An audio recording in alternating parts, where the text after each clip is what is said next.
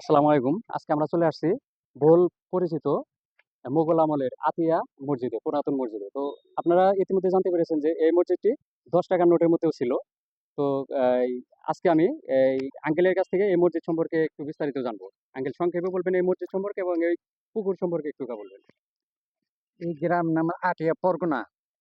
এখানে ঐতিহ্যবাহী জামে মসজিদ ১৬০৯ সালে তৈরি। বাংলায় ৪১৯ বছর চলে এবং কটিয়ার জমিদার সৈয়দ খান পন্নী তৈরি করছে। থানা দেলদুয়ার, জেলা টাঙ্গাইল। আর কি বলবো? আহ, এই এই পুকুর বিষয়ে একটু বলবেন যে আমি পুকুরটির মসজিদেরই মসজিদের পুকুর। মসজিদ। যেমন আগেকার অনেকের মানুষের কাছে শোনা যেত যে এই পুকুরে নাকি যে যা চাইতো। এই উমরা পুকুর। ও ওটা ওই সাইডে ওই পুকুর। ও আচ্ছা আচ্ছা আচ্ছা। এই ইসামতি, জি জি এই যে স্কুলের ওই সাইডে পুকুর আছে না, পানা জি হয়ে জি জামের। জি। আচ্ছা, আরেকটা বিষয় হচ্ছে যে মসজিদের সামনে দেখা যাচ্ছে যে একটা সুড়ঙ্গের মতো আছে, ভিতরে মাজারের মতো আছে। মানে এই বিষয়ে ওটা যদি একটু হলো বলতেন। সানসারের শিশু করে মাজার। জি, মাজার ওখানে জিন থাকে, জিন আমি ঢুকিয়ে থুইছি।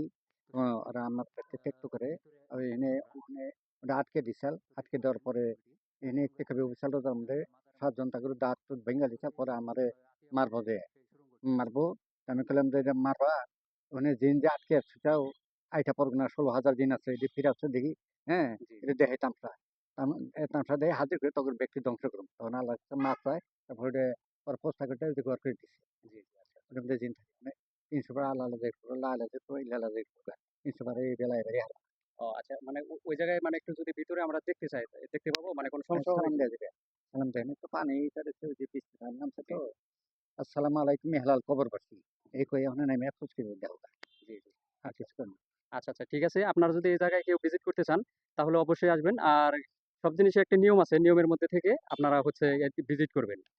তো ধন্যবাদ সবাইকে। আসসালামু আলাইকুম।